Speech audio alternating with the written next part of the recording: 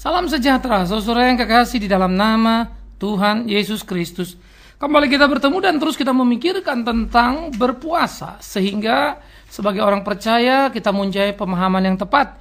Melakukan segala sesuatu dengan tepat pula. Sehingga hidup kita sungguh menjadi hidup yang menyenangkan hati Tuhan. Kali ini kita akan terus memikirkan bagaimana dengan murid-murid Yesus yang dikritik oleh orang-orang Farisi karena tidak berpuasa. Kita akan membuka di dalam kitab Injil Lukas pasal 5 ayat 33 sampai 39. Lukas 5:33 sampai 39 demikian firman Tuhan. Orang-orang Farisi itu berkata pula kepada Yesus, murid-murid Yohanes sering berpuasa dan sembahyang, demikian juga murid-murid orang Farisi. Tetapi murid-muridmu makan dan minum. Jawab Yesus kepada mereka, dapatkah sahabat mempelai laki-laki disuruh berpuasa sedang mempelai itu bersama mereka? Tetapi akan datang waktunya apabila mempelai itu diambil dari mereka, pada waktu itulah mereka akan berpuasa. Ia mengatakan juga suatu perumpamaan kepada mereka. Tidak seorang pun mengoyakkan secari kain dari baju yang baru untuk menambalkannya pada baju yang tua. Jika demikian, yang baru itu juga akan koyak dan pada yang tua itu tidak akan cocok kain penambal yang dikoyakkan dari yang baru itu. Demikian juga, tidak seorang pun mengisikan anggur yang baru ke dalam kantong kulit yang tua. Karena jika demikian, anggur yang baru itu akan mengoyakkan kantong itu, dan anggur itu akan terbuang, dan kantong itu pun hancur. Tetapi anggur yang baru harus disimpan dalam kantong yang baru pula. Dan tidak seorang pun yang telah minum anggur tua ingin minum anggur yang baru, sebab ia akan berkata anggur yang tua itu baik.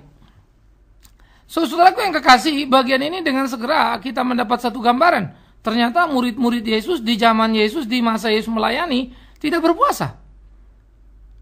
Menjadi sesuatu yang tidak lazim, bukan? Kalau sampai murid Yesus tidak berpuasa, artinya apa yang mau diteladani, apa yang mau dicontoh, apa yang mau dilihat dari situ? Ya, apa yang sedang dilakukan oleh Tuhan Yesus? Kenapa murid-muridnya tidak puasa? Sehingga orang-orang lain mulai mengkritik dan berkata, murid Yohanes, maksudnya Yohanes Pembaptis. Murid orang Farisi, maksudnya para rabi-rabi itu. Mereka berpuasa. Tetapi murid Yesus tidak. Dikatakan berpuasa dan berdoa, tetapi kemudian yang dikritik makan minum ya. Artinya bukan tidak berdoa, tidak sembahyang, tetapi tidak puasa. Nah, oleh karena itu mereka mempunyai keberatan-keberatan terhadap apa yang dilakukan oleh Yesus dan murid-muridnya ketika murid-murid itu tidak berpuasa. Padahal Yesus sendiri memulai pelayanannya di padang gurun puasa 40 hari 40 malam misalnya. Lalu kenapa muridnya tidak berpuasa? Nah, ini harus kita memahami jelas urut-urutan peristiwa itu sehingga ada satu spesifikasi dari apa yang dikerjakan, satu tujuan. Ya, kalau memang puasa sebuah keharusan di dalam konteks Yesus berpuasa, berarti sudah semestinya, sudah seharusnya Yesus menyuruh murid-muridnya berpuasa. Bayangkan itu kurang lebih 3,5 tahun. Jadi nggak ada puasanya ceritanya kan. Nah, jadi kalau kita melihat di dalam bagian itu ada sesuatu yang kemudian berbeda. Yesus sendiri puasa, murid-muridnya nggak disuruh puasa. Aspek yang kedua memang kemudian yang kita lihat adalah bahwa orang-orang lain berpuasa itu umum. Orang-orang Farisi 1 minggu puasa 2 kali. Kita sudah pernah membaca itu. Itu menjadi kebanggaan buat mereka. Karena itu murid-murid Yesus tidak berpuasa jadi dipertanyakan. Lu mau apa ini? Masa murid orang Farisi saja puasa kalian tidak?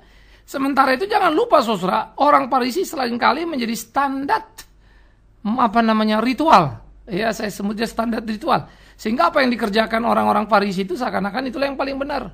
Ya. Jadi standar ritual bukan standar spiritual ya, standar ritual. Ini penting untuk membedakan betapa orang-orang Farisi itu jago dalam ritual tapi kacau balau dalam spiritual. Nah, ini aspek yang harus kita lihat. Yang ada yang hidup di sana. Nah, aspek yang ketiga memang yang perlu juga kita pahami adalah Yohanes Pembaptis. Bahwa Yohanes Pembaptis ada di situ bersama-sama dengan mereka. Tetapi di dalam pelayanannya murid-murid Yohanes Pembaptis berpuasa. Dan dia menjadi salah seorang rabi juga yang dikagumi. Tapi bukan dari kelompok Farisi tentunya. Ya. Nah, kalau murid-muridnya berpuasa, kenapa murid itu tidak? Nah, muncullah kritik terhadap Yesus dengan mengatakan murid-muridmu makan minum, artinya nggak puasa. Murid Yohanes puasa, murid orang Farisi puasa. Padahal Yesus sendiri pun berpuasa pada waktu memulai pelayanannya. Nah, kalau begitu saudara-saudara yang kekasih, dengan demikian kita bisa melihat ketika dia tidak berpuasa, muridnya tidak berpuasa, Yesusnya berpuasa nggak? Anda bisa memikirkan itu sendiri, bukan dengan jernih? Ya kan? Kalau muridnya saja nggak disuruhnya puasa. Nah, jadi jangan lagi-lagi melihat secara general selalu Yesus puasa 40 hari, apalagi kalau tiap hari, pasti tiap hari. Loh, kita jadi buat kesimpulan yang salah kan? Padahal nggak selalu begitu, maka dilihat konteksnya, di situasi apa, di konteks apa, supaya jangan main pukul rata, akhirnya salah, padahal nggak begitu. Nah, jadi murid-muridnya tidak pernah berpuasa. Nah, pertanyaannya kemudian adalah mereka mengajukan, bagaimana bisa? Saudara, pertanyaan yang menarik. Karena Yesus di dalam kualitas spiritualnya teruji dan terpuji. Orang yang hebat luar biasa, ajarannya luar biasa. Lah kok nggak puasa? Nah saudara, apa yang dijawab Yesus juga menarik dan menimbulkan pikiran bagi kita. Karena dikatakan begini, jawab Yesus kepada mereka, dapatkah sahabat mempelai laki-laki disuruh berpuasa, sedang mempelai itu bersama dengan mereka? Tapi akan datang waktunya apabila mempelai itu diambil dari mereka. Pada waktu itulah mereka akan berpuasa. Sehingga ada sebuah pemahaman yang menarik di sana jadinya. Menariknya begini, selama mempelai itu ada, maksudnya Yesus itu di masa hidupnya, maka mereka tidak perlu berpuasa. Tapi nanti ketika mempelai itu diambil, itu bicara tentang kematian yang menimbulkan kegoncangan iman pada murid-muridnya. Rupa-rupanya itu menjadi titik yang penting bagi muridnya untuk didiam, merenung, bukan lagi bicara makan minum, kan begitu. Untuk memikirkan apa yang harus mereka kerjakan. Baru nanti kemudian Yesus naik ke surga. Itu menjadi penantian yang menyenangkan untuk dia menggenapi janjinya yang kedua. Lalu mereka mengisinya juga para murid Rasul dengan puasa. Paulus terkenal sangat rajin berpuasa. Karena jangan lupa, dia berlatar belakang Farisi yang kuat. Ya, dia berlatar belakang Farisi yang kuat. Dan puasa tidak ada yang salah. Tetapi Paulus sendiri yang berlatar belakang puasa yang kuat, menyatakan bahwa puasa itu sebagai latihan badani. Oke?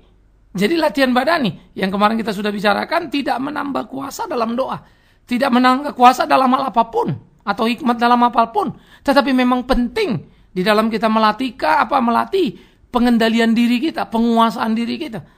Penting untuk menolong kita teduh kan gitu.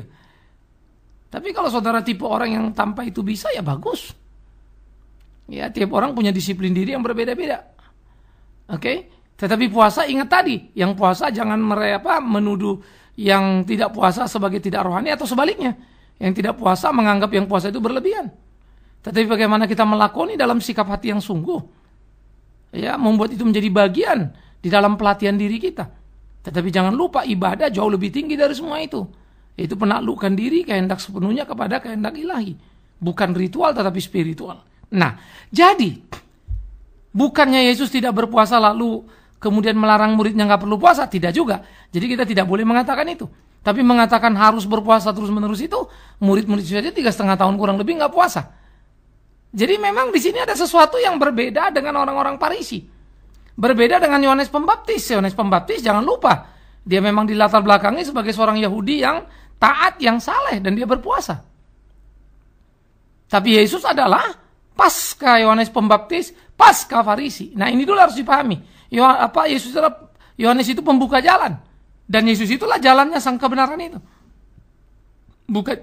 Bukan Yohanesnya. Sehingga Yohanes menjadi orang perjanjian lama yang tidak menikmati kemeriahan perjanjian baru. Artinya Yohanes sudah mati lebih dulu sebelum Yesus mati. Sehingga dia mati masih dalam nuansa perjanjian lama, belum memasuki tahap kematian dan kebangkitan Kristus itu loh, sebagai momentum perjanjian yang baru. Nah, disinilah kita perlu untuk memahami dengan jelas. Sehingga kemudian apa yang dikatakan Yesus kepada mereka dikatakan, dan dia juga mengatakan sebuah perumpamaan gitu kan. Tidak ada orang mengoyakkan secari kain dari yang baru untuk menambal kain yang lama. Kenapa? Begini saudara. Kain lama itu kan punya daya tahan masih bagus. Dijahit dapat juga masih oke. Jadi kalau benang-benang jahitan lewat di situ ya nggak akan pengaruh. Tetapi kalau kain lama, jelas dia sudah tidak baru. Artinya daya tahannya sudah tidak sama lagi. Jadi kalau kita menambal kain lama dengan kain yang baru, percuma. Karena kain lama itu akan kalah, sehingga yang ditambal kainnya lepas lagi, jahitannya akan rontok lagi. Maka menambalkan kain baru pada kain lama adalah sebuah pekerjaan bodoh, sebuah kesia-siaan. Apa yang mau dikatakan Yesus? Nah, nanti kita lewat dulu. Apa yang mau dikatakannya? Ya. Dan yang kedua, dia juga mengatakan bahwa kamu tidak mungkin mengisi anggur ya yang baru. Ya. Jadi kalau orang mengisikan anggur baru ke kantong kulit yang tua, karena kalau demikian anggur baru itu akan mengoyakkan kantong itu. Dan anggur itu akan terbuang. Dan kantong itu akan hancur. Karakteristik atau sifat daripada anggur. Nah, makanya artinya apa yang mau dibicarakannya? Sehingga anggur tua taruh di situ, biarkan aja di situ. Tapi kalau dia sudah lama pakai, mau taruh yang baru, ya mungkin sudah nggak kuat, pakai yang baru lagi. Cari yang baru lagi. Ya, jadi ini dipakai untuk kemudian disimpan kan, lalu kalau udah keluar itu pakai lagi udah nggak bisa lagi. Itu yang mau dikatakan Yesus. Artinya sebuah ajaran yang baru tidak bisa ditambal sulamkan kepada ajaran yang lama. Jadi tidak boleh tumpang tindih, begitu maksudnya. Sehingga konsep-konsep yang baru memang sulit dipahami oleh yang lama karena nggak matching. Nah lalu dia mengatakan begitu pula orang kalau suka minum anggur yang lama, mana mau dia anggur yang baru, ya. Maka orang mengerti betul anggur yang lama yang sudah lama disimpan itu menjadi lebih tua. Nah orang yang suka minum anggur yang tua nggak mau minum anggur yang baru. Itu dianggap apa ini? Ya karena belum tua, belum disimpan. Karena anggur itu makin lama disimpan, makin berkelas dan yang minumnya juga orang berkelas. Ya mungkin buat kita menjadi sesuatu kurang enak. Mirip seperti orang makan durian, ada pecinta durian yang senangnya manis misalnya. Tapi yang satu lagi agak sedikit pahit-pahit, yang satu lagi malah mengandung alkohol. Sehingga menyimpannya kapan dimakannya mesti diatur sedemikian rupa. Nah jadi anggur baru dan anggur lama ini nggak ada urusan soal anggur lama itu salah, anggur baru itu benar, bukan. Tapi mau mengatakan dua hal yang tidak bisa disatukan dalam perumpamaan. Harus hati-hati ya dalam perumpamaan. Sehingga kalau kita nyanyi anggur baru lalu kita pikir itu urapan baru, ya saya pikir harus hati-hati lagi. Tidak sama dengan anggur lama, urapan lama, bukan itu. Tetapi dibilang mau orang yang biasa minum anggur baru, ya anggur lama, udah terbiasa dengan taste itu, dia nggak akan suka anggur baru. Begitu orang yang sudah terbiasa dengan ajaran lama, dia tidak suka ajaran baru. Sehingga ajaran baru tidak bisa ditempelkan ke ajaran lama, kacau semuanya. Tapi tidak ada kaitannya soal anggur baru yang terbaik atau anggur tua, karena peminum anggur akan memilih anggur tua yang paling baik. Jadi jangan salah paham lalu membuat itu menjadi anggur baru, urapan baru seperti yang sering kita katakan. Nah, ini kesalahpahaman yang penting disikapi dengan hati-hati. Karena Yesus memakai istilah itu untuk sebuah perumpamaan di dalam situasi tradisi yang berlanjut yang ada.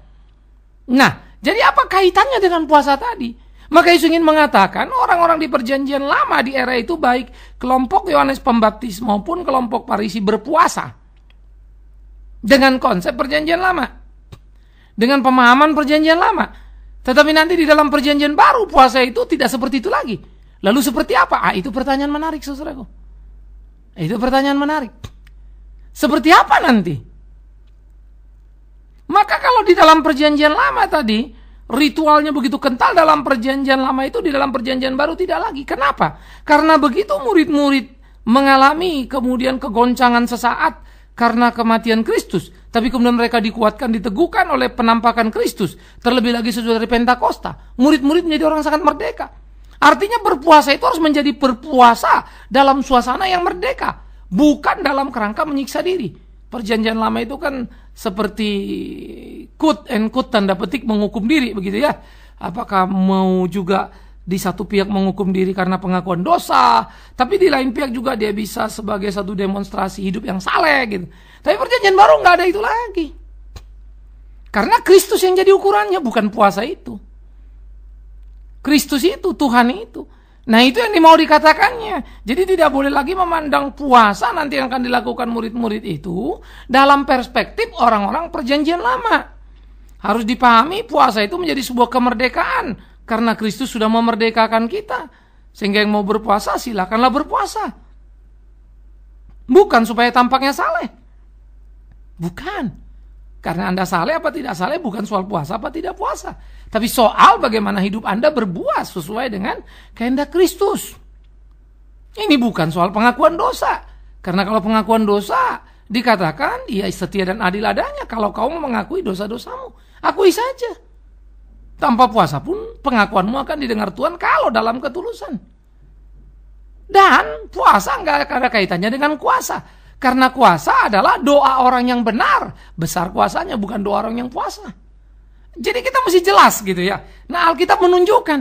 Tapi kita yang menafsirnya seringkali berlebihan. Tapi Alkitab sendiri nggak ngomong begitu loh. Lalu comot ayat Alkitab ditafsir menurut yang kita pikirkan. Padahal kalau kita melihat, mesti kita lihat kepada konteks yang ada. Apa sih? Jadi dia tidak boleh lepas daripada perikopnya. Dia harus saling mengikat satu dengan yang lainnya. Dia tidak boleh lepas dari kitab keseluruhannya. Karena nanti kalau puasa itu menambah kuasa, puasa itu hidup salah, ya berarti Paulus sudah salah karena menempatkan puasa hanya sebagai latihan badani. Ya, di dalam beberapa case juga dia seringkali berpuasa, terpaksa puasa karena kapalnya terdampar. Ya, sehingga ya nggak bisa makan kan, nggak ada makanan, ya puasa dia. Ya. Nah, jadi saudara tidak usah membuat aturan-aturan puasa. Oh, kalau puasa itu mesti buka jam segini, sekian jam, makannya mesti begini, bogono dan seterusnya. Kalau saudara mau buat ritual sendiri ya silakan, tetapi jangan pernah menganggap itu menambah ya kedekatan saudara dengan Tuhan. Atau mau kemudian membuat Tuhan harus mendengar doa saudara. Nanti dulu. Nah, kalau sudah begitu kita jadi mistis, kita itu jadikan puasa itu mantra. Dan itu memang biasa dilakukan di kalangan orang-orang kafir. Mereka puasa untuk kekebalan seperti yang sudah kita diskusikan sebelumnya. Mereka puasa untuk menambah ilmu. Ya, mereka puasa untuk yang lain-lain. Nah, itu dunia kebatinan sana itu. Bukan kekristenan. Nah, jadi kalau kebatinan dibawa ke kekristenan, mau jadi apa lagi kita ini? Tetapi memang, maafkan saya kalau saya harus mengatakan, itu ternyata banyak sekali. Khususnya mereka-mereka yang bertobat dengan latar belakang seperti itu, lalu tidak mendalam Alkitab, ya seringkali kemudian membicarakan Alkitab dengan latar belakang pemikiran lama. Nah, ini dia kain baru ditempelkan ke kain lama, ya koyaklah semuanya. Ironis, saudaraku. Nah, ini yang makanya kita perlu hati-hati sekali. Nah, makanya kita semua ini, baik saya, siapapun harus menaklukkan diri pada Alkitab. Membaca Alkitab itu dengan jujur, mendalam, mengerti sepenuhnya.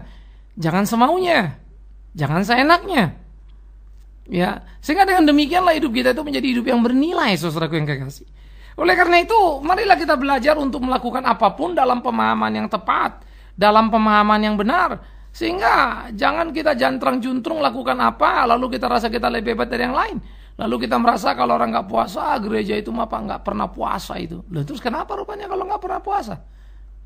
Ya. Lalu kau apa? Oh, kami puasa seminggu 2 kali. Apa bedamu dengan Farisi? Kalau dengan puasamu lalu kau memaki orang yang tidak puasa, sudah menunjukkan sebuah kepongahan. Ya, itu kan jadi salah toh.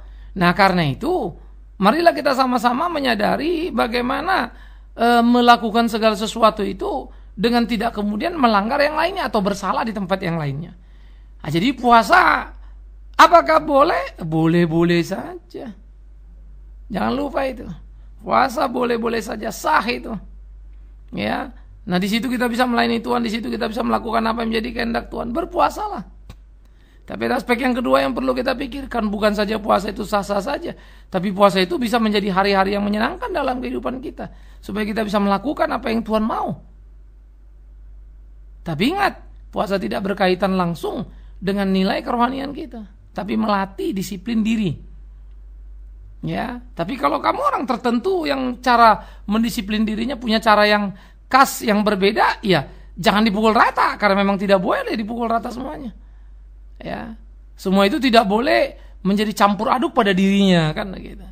Nah, oleh karena itulah saudara-saudaraku yang kekasih, perlu sekali untuk kita menyadari bagaimana melakukan sesuatu itu dengan tepat, dengan benar, sehingga tidak salah. Ya, jadi murid-murid itu tidak puasa, iya tidak puasa. Tapi Anda jangan marah, seperti orang-orang lain juga mempertanyakan itu, karena ternyata ada argumen yang hebat sekali. Jadi kalau kita hitung tahunnya kurang lebih 3,5 tahun murid-murid itu nggak puasa. Siapa yang nyuruh nggak puasa? Yesusnya. Lah Yesus nggak puasa, puasa awalnya. Lalu kenapa nggak kemudiannya? Karena itu bukan tradisi. Puasa 40 hari itu dalam konteks yang khusus, yang spesifik, di mana kemudian rasa lapar tiba padanya dan dia digoda tapi dia tidak tergoda. Ya, itu menjadi bentuk penaklukan. Bagaimana juga menunjukkan sebagai simbolik tindakan puasa itu sangat menarik bagi saya adalah itu seakan-akan mau menggambarkan keberhasilannya. Ketika dia 40 hari, 40 malam tidak makan, dia tidak tergoda berbuat dosa. Tidak sama dengan orang-orang Israel 40 tahun di padang gurun di perjalanan, selalu ribut urusan makanan minuman dan berdosa karena itu. Ya. Nah, jadi di dalam bagian-bagian seperti ini, saudaraku yang kekasih, saya pikir perlu penalaran-penalaran yang mendalam, menikmati kebenaran-kebenaran Alkitab yang luar biasa itu. Sehingga dengan demikian gereja Tuhan tidak perlu terpecah, saling mencurigai satu dengan lainnya. Dan juga kita tidak perlu merasa diri lebih hebat rohani hanya karena persoalan-persoalan ritual belaka. Tetapi yang jadi penting sekali lagi pentingnya itu nilai-nilai spiritual malah terabaikan. Nah, itu kan sungguh tidak bijak. Jadi saudaraku yang kekasih, disinilah saya pikir kita perlu menyikapi dengan jeli supaya kita tidak kemudian terjebak dalam perangkap yang salah, tetapi bisa mengerti dengan tepat apa yang menjadi kehendak Allah Tuhan kita itu. Sehingga seluruh apa yang dikehendakinya boleh menjadi bagian yang menyenangkan dalam kehidupan kita. Nah, inilah saya pikir yang perlu kita gumuli dalam hidup kita sehari-hari supaya hidup kita sungguh-sungguh menjadi hidup yang berkesesuaian. Nah, gitu ya. Yang berkesesuaian dengan kehendak Allah itu. Nah, mari kita jalani hari-hari kita. Ya, dan akhirnya biarlah Tuhan mengatakan pada kita, sahabatlah engkau hambaku yang baik, karena engkau sudah melakukan dengan tepat apa yang menjadi kehendakku. Itu perlu. Sehingga kita tidak terjebak hanya pada kehendak diri kita. Mau apa dan mau seperti apa, kan begitu. Ya, sehingga kita bisa melakukan ketetapan-ketetapannya yang luar biasa itu. Saya pikir ini perlu dalam seluruh prinsip kehidupan yang kita pahami. Sehingga dengan demikian kita bergerak dari satu pergerakan kepada pergerakan yang lain, yang dengan demikian hidup kita boleh menjadi hidup yang menyenangkan hati Tuhan kita. Nah, saya pikir inilah yang perlu untuk kita tumbuh kembangkan, saudara. Sehingga dengan demikian kita bisa menjalani hidup kita ini dengan cara yang berkemenangan, tak lagi diperbudak oleh berbagai aturan atau ketentuan yang bersifat duniawi atau manusiawi saja, tetapi kemudian diberi simbol atau tempelan-tempelan yang tampaknya rohani. Akhirnya, biarlah kesadaran kita pada satu fakta ini membuat kita tidak menjadi lagi terjebak kepada fanatis-fanatis puasa seperti orang Farisi yang merasa diri hebat kalau melakukannya, merasa dekat dengan Tuhan kalau melakukannya, padahal sehari-harinya mereka tidak pernah melakukan kehendak Allah yang seutuhnya, mengasihi sesama bagaimana hidup yang seharusnya. Tuhan menolong kita untuk menemukan kesejatian kebenaran. Selamat berpuasa bagi Anda yang berpuasa. Jangan memandang remeh yang tidak berpuasa. Ya, bagi Anda yang tidak berpuasa, kalau memang tidak sedang puasa, jangan juga memandang Anda yang berpuasa. Tapi mari kita lakukan dalam tanggung jawab yang sama, dengan kesadaran yang penuh, bukan lagi karena sekedar tradisi. Kenapa? Karena kita adalah orang yang merdeka. Karena Kristus sudah mati dan bangkit kembali. Maka hiduplah dalam kemerdekaan itu. Lakukanlah itu dalam kemerdekaan yang utuh. Puji Tuhan. Amin.